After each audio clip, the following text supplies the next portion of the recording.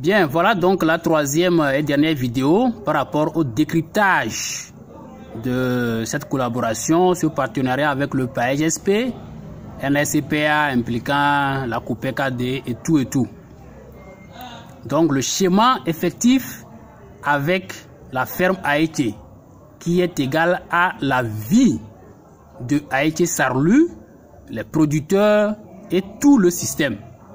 N'eût été cette stratégie de survie qui a été mise en place et réalisée avec succès, toute cette histoire de projet manioc en cluster, histoire, allait déjà être oubliée et jetée dans l'histoire.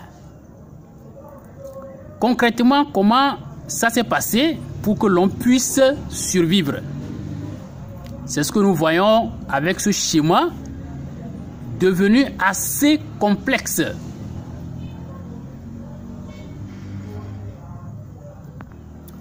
Bien, donc suivant Haïti Sarlu ainsi que les producteurs et tout, et voyant l'allure des choses, l'on a vu un peu de loin que ici sera zéro. Le financement des producteurs ne pourra plus avoir lieu.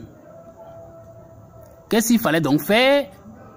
La ferme s'est vite réveillée pour discuter avec des investisseurs ainsi que la microfinance FECAV pour pouvoir intervenir, pour donner le minimum de financement nécessaire pour que les producteurs ne soient pas sans aucun financement.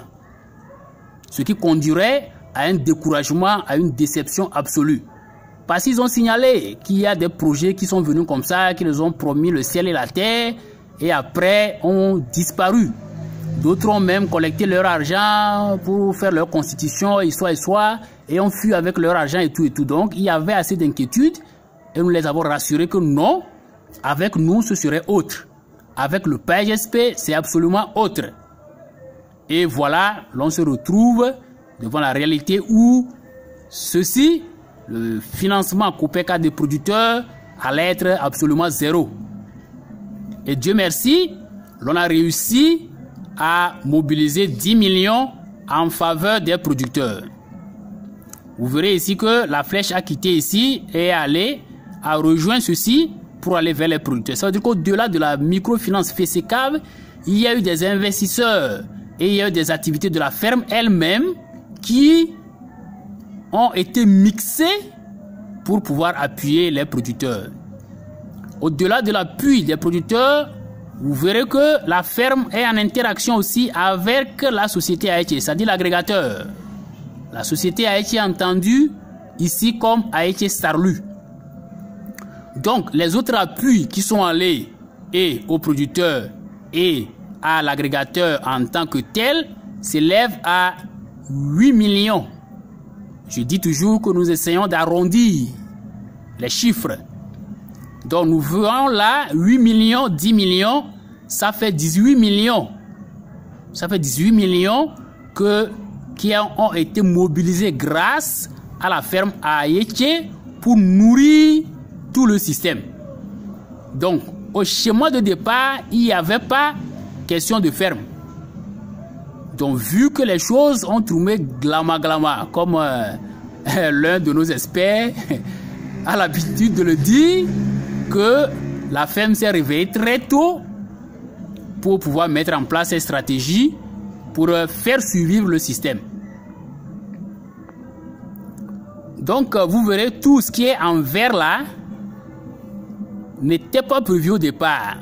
Toutes ces liaisons, ferme producteur, ferme microfinance et certains investisseurs. Il y avait les investisseurs et les activités au niveau de la ferme.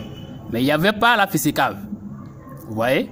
Donc, quand on rassemble les activités et les investisseurs, ça donne une logique. Et quand on rassemble les investisseurs et la microfinance, ça donne aussi autre logique. Quand on met ensemble le tout, ça donne autre logique. On va pas aller dans tous ces détails-là. Mais ce qui est sûr, c'est que avec la ferme Haïti, 18 millions ont été injectés dans le système pour lui permettre de survivre.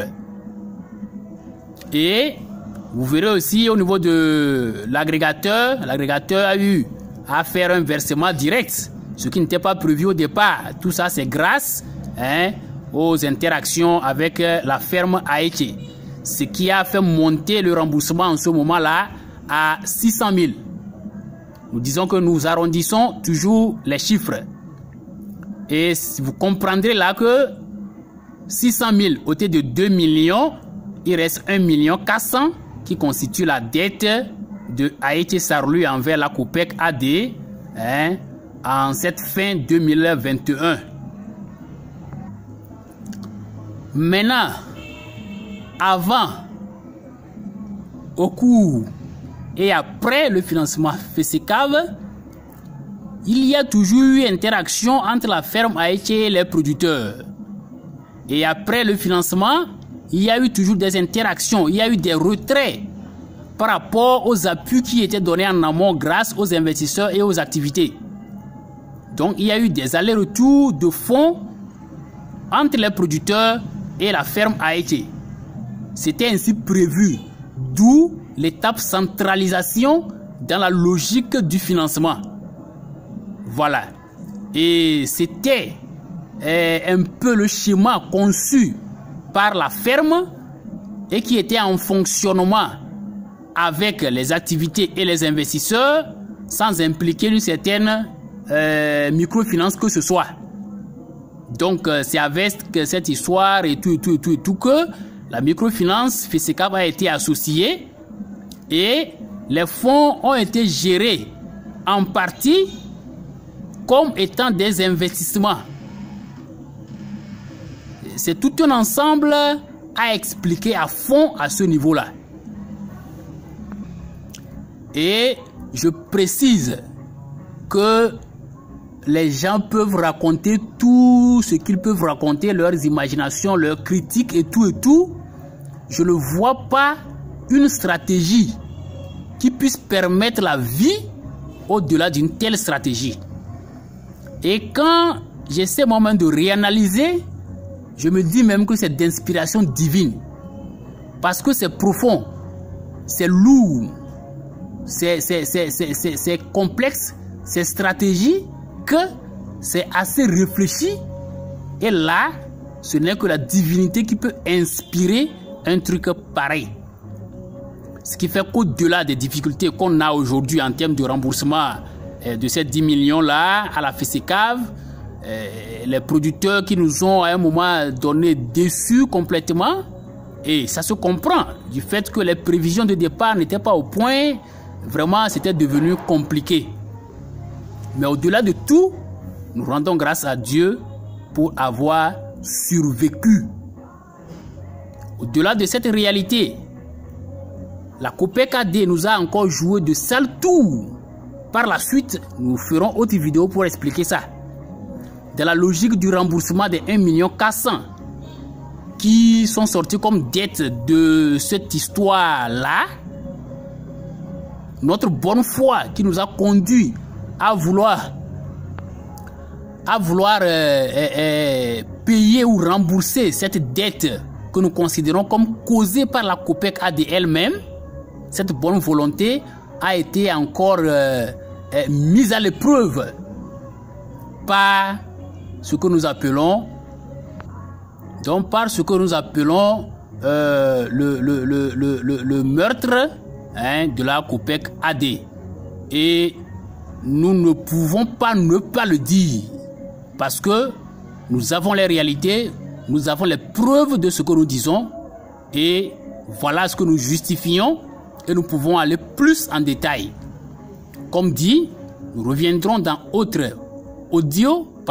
vidéo pour suivre de cette étape jusqu'au remboursement des 1 400 000 COPEC AD qui a conduit à une nouvelle chute de la société Aïché dans son ensemble et qui nous conduit aux difficultés que nous avons depuis un temps. Sinon, avec la mise en commun de Aïché Sarlu et de la ferme, la naissance donc de Aïché Group, il y a eu un grand relèvement en 2022, où nous sommes passés d'un chiffre d'affaires de 0 en 2020, un chiffre d'affaires de 1 million et quelques en 2021, à un chiffre d'affaires de 22 millions en 2022. Malheureusement, en fin 2022, la COPEC-AD nous a donné un autre coup qui nous a fait chuter une seconde fois. Et aujourd'hui où nous parlons, il y a assez de difficultés sur le terrain en termes d'impayés de gauche à droite vis-à-vis des producteurs, les producteurs avec la FESECAV qui conduit à d'autres complications et tout. Mais par la grâce de Dieu, nous nous en sortirons à coup sûr.